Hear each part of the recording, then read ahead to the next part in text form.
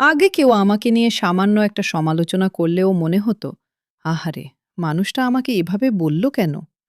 তারপর সারাদিন মন খারাপ করে বসে থাকতাম। কিন্তু এখন তো অবস্থা পুরো উল্টো। এখন দেখি অনেক মানুষ নিজের এত কাজ ফেলে আমার সমালোচনা করতেই ব্যস্ত।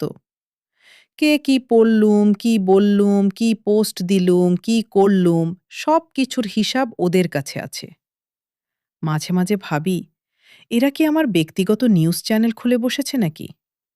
তারপর নিজেকেই বলি, বাহ, আমি তো দেখি বেশ গুরুত্বপূর্ণ মানুষ হয়ে গেছি। কারণ সাধারণ মানুষকে নিয়ে কেউ এত সময় নষ্ট করে না।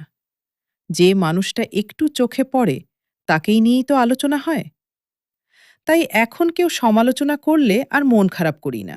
বরং মনে মনে বলি, ধন্যবাদ ভাই, ফ্রিতে এত প্রচার করার জন্য। আসলে জীবন আমাকে একটা জিনিস শিখিয়েছে, সবাই যদি তোমাকে নিয়ে কথা বলে, তাহলে বুঝে নিও তুমি অন্তত কারো না কারো মাথায় জায়গা করে নিয়েছ।